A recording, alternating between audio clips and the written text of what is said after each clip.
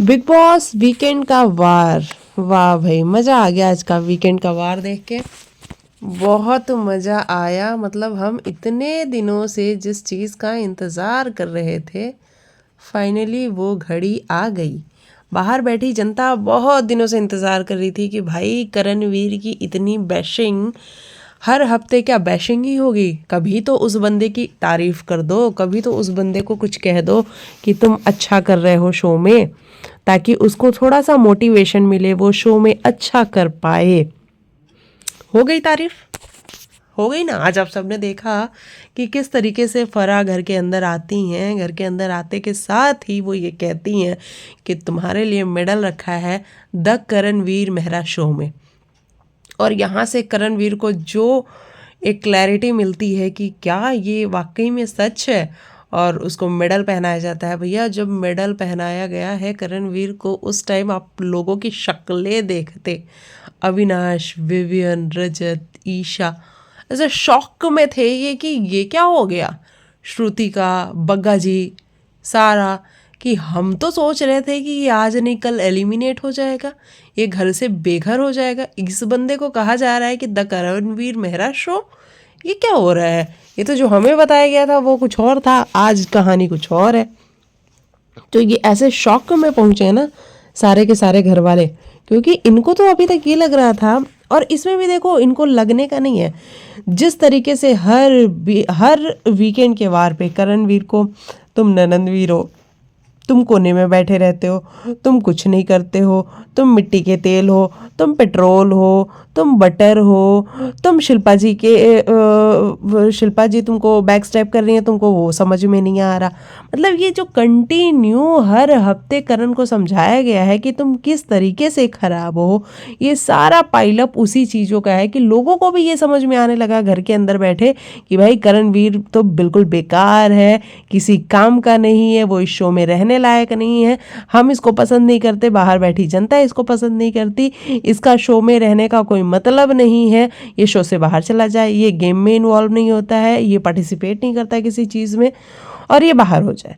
तो ये जो मेकर्स ने दिमाग में डाला था लोगों के, आज उसी भ्रम को बस तोड़ा गया है। और जब उस भ्रम को तोड़ा गया है तो इनकी जो शक्लें थी ना, ओ भाई, ये शौक से भरे हुए थे सारे के सारे, और वो देख के बड़ा ही मज़ा आ रहा था। समझ में आ रहा था कि कितनी तकलीफ़ हो रही है इनको कि ये क्या हो गया हमारे साथ। आज घर के अंदर बहुत सारे मुद्दों को एक्सपोज किया गया। देखो सलमान सर करते हैं, लेकिन सलमान सर का अब एक तरीका है, वो जिस तरीके से पहले शो होस्ट करते थे अब वो वैसा नहीं करते हैं। अब वो चीज़ों को बड़े ही प्यार से, सॉफ्टली, आराम से समझा देते हैं, एक आधी मुद्दे को डिस्कस कर लेते हैं, बाकी वो मुद्दों पे जाते भी नहीं हैं। लेकिन एटलीस्ट आज फराह खान आई, फराह खान को देख के अच्छा लगा। और ऑब्वियस ही बात है ना कि अगर सलमान सर को कोई रिप्लेस करेगा तो उसके पास अगर बड़े मुद्दे ना हो, बड़ा पॉइंट ना हो, तो दुनिया उसको वीकेंड के वार पे क्यों देखना चाहेगी। तो अगर आज फराह आई हैं और लोगों को सलमान सर की याद नहीं आई है, तो इट मीन्स कि फराह के पास कुछ ऐसा टॉपिक था जो काफ़ी वक्त से डिमांड में था। और देखो सलमान सर वो वाली बैशिंग करेंगे भी नहीं, तो इसी के लिए जब फराह आई तो ये वाली बैशिंग आज बाकी घर वालों की करा दी गई, जहाँ पे रजत दलाल को क्लियरली ये वार्न कर दिया गया है कि रजत अगर तूने एक और बार फिजिकल फाइट करने की कोशिश की तो तुझे भाई घर से बाहर फेंक देंगे, इतना तू सोच ले। उसको ये भी बताने की कोशिश की गई कि यहाँ पे लड़कियाँ कैपेबल हैं, जो ये तू बार बार लड़की लड़की लड़की लेके आता है कि लड़कियों के लिए मैं स्टैंड लेता हूँ। ठीक है भाई, तुम लड़की के लिए स्टैंड लो, लेकिन लड़कियाँ खुद कैपेबल हैं। जब लड़कियाँ खुद लड़ रही हैं कंटिन्यू, तो वो कहाँ से ऐसी हैं कि उनको ज़रूरत है तुम्हारी, वो खुद अपनी फ़ाइट लड़ सकती हैं। तो बस यही समझाने की कोशिश की गई है रजत दलाल को कि तुम अपना जो स्टैंड है वो जब ज़रूरत पड़े तभी लो, अदरवाइज मत लो, और ये फिजिकल फाइट तो बिल्कुल भी मत करो। मुझे देखो सारी चीज़ें सही लगी हैं, लेकिन दिग्विजय के साथ जो आज हुआ है मुझे वो थोड़ा सा अजीब सा लगा है। करण को आपने प्रेज़ किया, बहुत बढ़िया, मज़ा आया हमें देख के, लेकिन दिग्विजय को क्यों धोया भाई।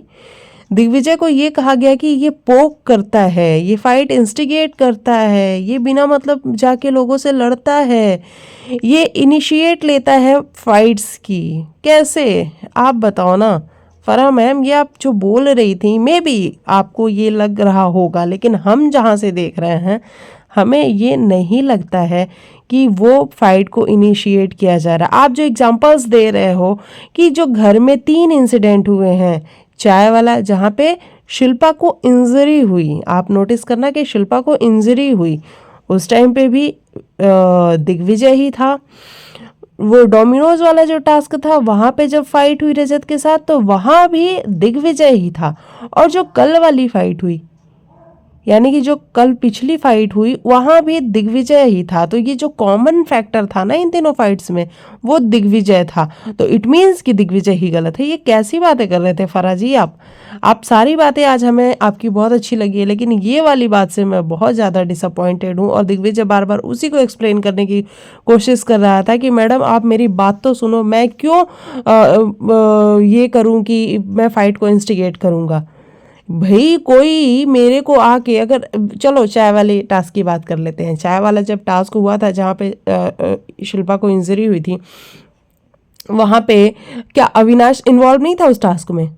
100% इन्वॉल्व था। और दिग्विजय अगर नहीं इन्वॉल्व होता टास्क में तो मुझे समझ नहीं आता, ये मेकर्स 1 सेकंड में नहीं कह देंगे क्या कि दिग्विजय तुम यहाँ करने के आए हो, अगर तुम्हें टास्क ही नहीं परफॉर्म करना है तो किनारे बैठ जाओ जाके, ऐसा डांट के वो बोल देंगे दिग्विजय को। करण नहीं इन्वॉल्व होता है तो करण की क्या कम क्लास लगती है?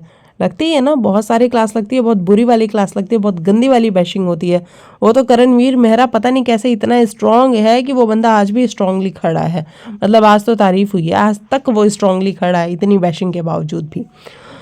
तो बात हम दिग्विजय पे कर रहे थे, तो वहाँ पे दिग्विजय इन्वॉल्व होता ही होता। वहाँ पे वो भागता है पैकेट लेने के लिए, जहाँ पे अविनाश से उसको धक्का लगता है, वो जाके गिरता है और वहाँ पे शिल्पा को भी इंजरी होती है। डोमिनोज वाले टास्क की बात करते हैं, वहाँ पे वो किस तरीके से गलत था? वो तो डोमिनोज ही लगा रहा था, वो तो अपने दोस्त की मदद ही कर रहा था, करणवीर मेहरा की। वहाँ पे पीछे से आता है रजत और रजत हाथ से अपने मारता है। दिग्विजय कह रहा है भाई मुझे भी कई बारी लगी है, तो वहाँ पे कैसे उसकी गलती हो सकती है? और उसके बाद में दिग्विजय ने पहला धक्का मारा था, ये हमने देखा था कि रजत ने पहला धक्का नहीं मारा था, लेकिन दिग्विजय ने इस तरीके से बोला था कि भाई दूर हो जा मेरे से, इस तरीके से किया था और उसके बाद वहाँ धक्के बजे थे। कल वाले इंसिडेंट में दिग्विजय कहाँ से गलत था? ये बात करने का शो है ना, तो बात ही तो कर रहा था। और इतने में कोई आके किसी का कॉलर पकड़ के और उसकी गुद्दी पकड़ के उसको ऐसे बिल्कुल निचोड़ने ही लग जाए। वहाँ अविनाश भाग रहा है, फिर विवियन भाग रहा है। ये कैसी बातें की जा रही थी दिग्विजय के लिए आज? हमें तो ये उम्मीद थी कि कोई एलिमिनेट होगा रजत और अविनाश में से, वो बातें भी नहीं हुई। क्या कुछ समझ ही में नहीं आया कि वो जो इंसिडेंट हुआ था लड़ाई झगड़े वाला, उसके बारे में कब बात करोगे भाई? उसके बारे में आपने बात करने की जगह पे ये डिसीजन आके सुनाया है कि दिग्विजय हर फाइट में तुम थे, तो हर फाइट को तुमने इंस्टिगेट किया है, तुम पोक कर रहे हो, तुम जानबूझ के झगड़े करने की कोशिश कर रहे हो, तुम नॉमिनेट हो रहे हो तो तुम बौखलाए हुए हो और इसीलिए ये सारी हरकतें कर रहे हो। तो मुझे ये चीज़ दिग्विजय के साथ जो ये आज इनजस्टिस हुआ है ना, मुझे वो चीज़ बहुत बुरी लगी है, मुझे बिल्कुल पसंद नहीं आई है। मैं एक्चुअली बताऊँ तो करणवीर को आपने तारीफ किया, बहुत अच्छी बात है, लेकिन दिग्विजय के लिए जो आपने किया ना बहुत बुरा किया। वो बंदा कंटिन्यू बोलने की ट्राई कर रहा था, तो दिग्विजय मुझे बोलने दे, मुझे बात करने दे, तो सुनना ही नहीं चाहता है। अरे मैडम वो सुनना चाहता है आपको, लेकिन आप सही बात तो करिए। आप गलत बात करेंगे तो वो कैसे सुन पाएगा? क्योंकि ये वाली चीज़ें थी। चलो ये तो हो गई दिग्विजय की बात। उसके बाद से बग्गा जी को बुलाया जाता है। बग्गा जी से भी पूछा जाता है कि बग्गा जी पीएमओ में मामा है और वो टॉयलेट साफ करते हैं, ये स्टेटमेंट सही है या गलत है? सिर्फ ये पूछा गया है कि सही है या गलत है। अब देखो पर्सनल जाने की बातें हैं तो पर्सनल करण भी जाता है, ऐसा नहीं है कि करण पर्सनल नहीं जाता है। करण बहुत टाइम पे पर्सनल जाता है, लेकिन आज जो है, आज करणवीर को अच्छा दिखाना था मेकर्स को। और चलो अच्छी बात है यार, इतने हफ्तों से जो हर बार उसको बैश किया जाता था, तो एटलीस्ट एक अप्रिशिएशन से क्या पता जो आने वाला हफ्ता है करणवीर का वो अच्छा जाए और करणवीर वाकई में गेम में और भी ज़्यादा इन्वॉल्व हो जाए, तो हमें मज़ा आएगा देख करके। तो ये चीज़ तो देखने को मिली कि बग्गा से भी पूछा गया और बग्गा वाकई में ये पर्सनल अटैक कर रहे थे और उन्होंने मानी कि हाँ हमारी गलती है, और घर के जो बाकी लोग थे वो हंसते हुए भी नजर आए। ये भी पूछा फरहा ने कि कौन कौन हंस रहा था, जरा हाथ उठा दो। तो वहाँ पे फिर करण को डिफेंड किया फरहा ने कि अगर ईशा यही चीज़ अगर करण बोल रहा होता तो तुम सारे के सारे उसके ऊपर चढ़ जाते। और ये बात बिल्कुल सही है कि करण तो अपने मुंह से एक ची चू भी कर देता है तो सारे के सारे घर वाले उसके ऊपर चढ़ जाते हैं, लेकिन बाकी अगर कोई कुछ बोलता है तो कोई दिक्कत नहीं है। करण ने उस दिन श्रुतिका को बोला वो सुसु वाली बात बग्गा के, वहाँ पे सारे ही चढ़ गए, विविन भी आ गए, क्यों मेहरे तूने ऐसा क्यों किया, तू ऐसा कैसे बोल सकता है। लेकिन अपनी सेलेक्टिव पर्सनालिटीज़ है ना सभी की, सेलेक्टिव चीज़ें ये करने को तैयार है, तो वो चीज़ बड़ी क्लियरली नजर आई। उसके बाद श्रुतिका को भी बुलाया गया, श्रुतिका को भी कहा गया कि भैया आप तो बिल्कुल ऑब्सेस्ड हो चुकी हैं चुम से, आपको चुम से ऑब्सेशन है, आप इतनी पजेसिव कैसे हो सकती हैं भाई। उनसे पूछा गया, वहाँ पे वो उनका कहना था कि हाँ मुझे ना मेरे हस्बैंड की याद आती है चुम को देख के। मुझे समझ नहीं आया ये कैसा हस्बैंड है भाई चुम को देख के हस्बैंड की याद आती है, क्या ही बोल रही थी श्रुतिका। और उसको लेडी कबीर सिंह भी बोला गया है आज की, भाई इतनी पजेसिव तो हाँ कोई अपने गर्लफ्रेंड बॉयफ्रेंड या फिर हस्बैंड वाइफ ही हो सकते हैं। तो श्रुतिका थोड़ा सा ध्यान दे लो। और ये भी बताया गया श्रुतिका को कि करण ने कभी चुम को मना नहीं किया है कि तुम श्रुतिका से बात ना करो। हाँ शिल्पा ने मना किया देखो शिल्पा को ताने कितने मिल रहे हैं कि शिल्पा ने मना जरूर किया होगा चुम को, लेकिन करण ने कभी मना नहीं किया कि तुम श्रुतिका से बात ना करो ये चीज़। तो आज करणवीर मेहरा का दिन था, आज हर जगह से करणवीर को सिर्फ और सिर्फ तारीफ ही मिल रही थी, उसकी गलतियों को भी आज याद नहीं किया जा रहा था। मुझे अच्छा लगा देख के, क्योंकि भाई इतने हफ्तों से तो बैशिंग ही हो रही है। और बग्गा जी आपको कितनी दिक्कत हो गई, ये करण की ज़्यादा तारीफ नहीं हो रही है ये करण को ज़्यादा सपोर्ट नहीं कर रहे हैं लोग, क्यों भाई। इतने सालों में बोल रही हूँ, इतने हफ्तों से उसकी बैशिंग हो रही थी, तब तो आपने नहीं कहा एक बारी भी ये करण की ज़्यादा बैशिंग नहीं हो रही है। मतलब एक हफ्ते तारीफ हो गई तो आप लोग को इतनी तकलीफ हो गई। सोचो वो बंदा कैसे हर हफ्ते अपनी वो लेके चलता था, हर हफ्ते अपना क्या कहते हैं, हर हफ्ते बैशिंग को कैसे लेके चलता था। आप लोग एक बैशिंग में से टूट गए। ईशा का तो ऐसा बुरा हाल हो चुका है, अविनाश के चेहरे की रंगत उड़ चुकी है।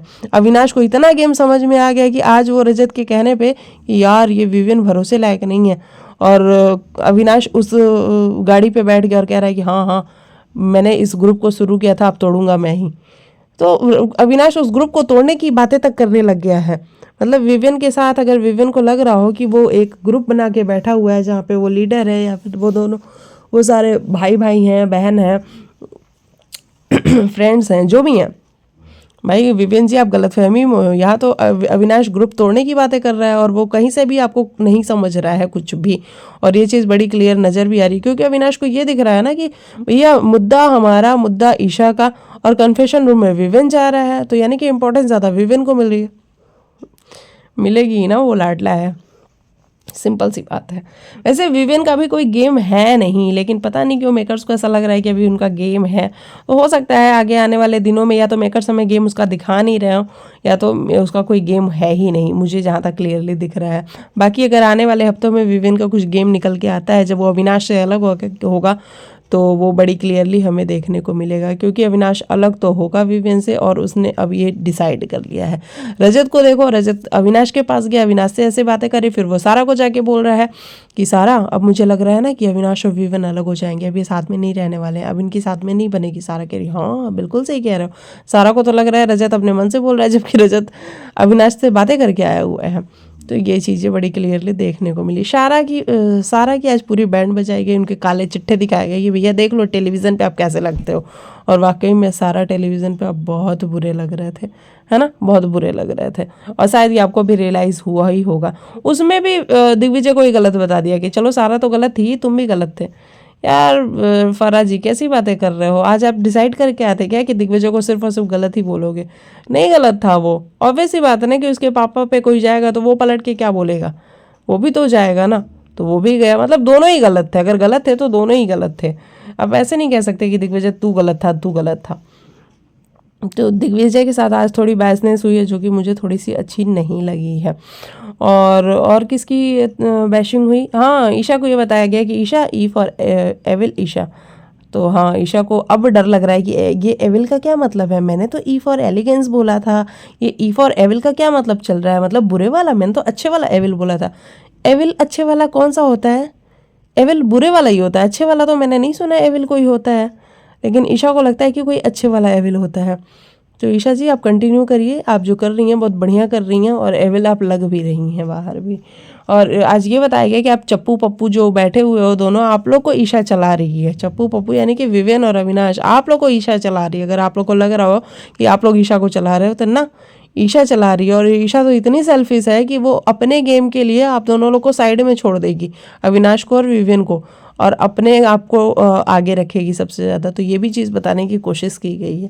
देखो अब मुझे लग रहा है कि इसके बाद ना अविनाश का जो गेम है वो अलग थोड़ा होएगा, क्योंकि अविनाश अब नहीं उसको समझ में आ रही है चीज़ें कि हुआ क्या। क्योंकि पहले तो करण की तारीफ उसकी समझ से परे है, फिर विवेन का कन्फेशन रूम में जाना उसकी समझ से परे है, कि सारी की सारी इंपॉर्टेंस इन लोगों को मिल रही है। मैं क्या, पहले मैं विवेन का साइड किक था, मैं ईशा का साइड किक हूँ, आज मुझे बता दिया गया कि मैं चप्पू पप्पू हूँ। तो इस बात से अविनाश बहुत ज़्यादा घबरा रहा है और परेशान हो रहा है। तो उसका गेम अब अलग होगा, वो अपने गेम को अलग करेगा और वो अलग तरीके से खेलेगा। और ये बात तो सही है, ईशा के संगत में रह के अविनाश का गेम तो खराब हुआ ही है, ये क्लियरली दिख भी रहा है। ये सारी चीज़ें, बाकी ईशा की जो कंप्लीट वाली क्लास है वो कल लगाई जाएगी, और वो देखने बड़ा ही दिलचस्प होगा कि कैसे क्या होता है। बाकी यही रहा मेरे हिसाब से। बाकी शालिनी पसी आई थी घर के अंदर, उनको हमने देखा कि किस तरीके से वो मच्छरदानी लगा के सोती हैं, और वो पानी पीती हैं मेथी वाला, खाने में वो किस तरीके से खाती हैं, यही सब देखा उनका, बाकी और कुछ देखा नहीं। रजत को भी समझा ही दिया गया है कि रजत आप किसी के लिए स्टैंड मत लो, लड़कियां अपने लिए स्टैंड ले लेंगी। बाकी ईडन को कहा गया है कि भाई ईडन 4 घंटे उस लड़के के कंधे पे तुम बैठी रही, और तुम इतनी अनग्रेटफुल होगी, बाहर तो हैशटैग भी चल रहे थे कि अनग्रेटफुल ईडन, इतनी अनग्रेटफुल हो तुम कि उतरते के साथ उससे तुम लड़ने लग गई, और उसको हर जगह नॉमिनेट करने लगी, हर जगह करण करण करण करण। ऐसा कैसे भाई? वो कहती नहीं मैं बहुत ग्रेटफुल हूँ। कहाँ ग्रेटफुल हो ईडन? वो दिखा हमें। अगर करण ने कहा है कि रजत से तुम नहीं लड़ी तो तुम वाकई में नहीं लड़ी, तो उसको दिखा, उसने बोल दिया। अब इसमें करण गलत कैसे हो गया? लेकिन आपको गलत गलत लगा, क्योंकि भैया करण इजी टारगेट था ना घर के अंदर। और यहाँ से मुझे लगता है कि अब करण को भी अपना गेम अच्छा करना पड़ेगा। ये तारीफ की बहुत ज़्यादा ज़रूरत थी करण को, जो कि तारीफ की गई है, तो अब यहाँ से करण को भी अपना गेम बहुत अच्छा करने की ज़रूरत है। ये चीज़ें भी बड़ी क्लियरली समझ में आई हैं। और करण को आज सिद्धार्थ शुक्ला से भी कंपेयर किया गया, तो देखो कंपेयर शुक्ला से नहीं किया गया, सिचुएशन से किया गया है। जैसे शुक्ला को टारगेट किया जाता था उस सीज़न में, वैसे ही करण को टारगेट किया जाता है इस सीज़न में। और ये वाकई में हमने भी फील किया है कि करण को टारगेट तो किया जाता है, और शुक्ला को भी टारगेट किया जाता था। सारा घर एक तरफ होता था और शुक्ला के पास सिर्फ शहनाज होती थी, आरती होती थी। आप स्टार्टिंग के दिन याद करिए जब आसिम भी उसके साथ था तब। तो चलिए ये रहा मेरे हिसाब से आज के एपिसोड का रिव्यू। इसको शॉर्ट ही रखते हैं, मज़ेदार एपिसोड था। बाकी अगर कोई पॉइंट मैं भूली हूँ तो याद मुझे दिला दीजिएगा, मैं कमेंट दे के कल उसके बारे में डिस्कस कर लूँगी।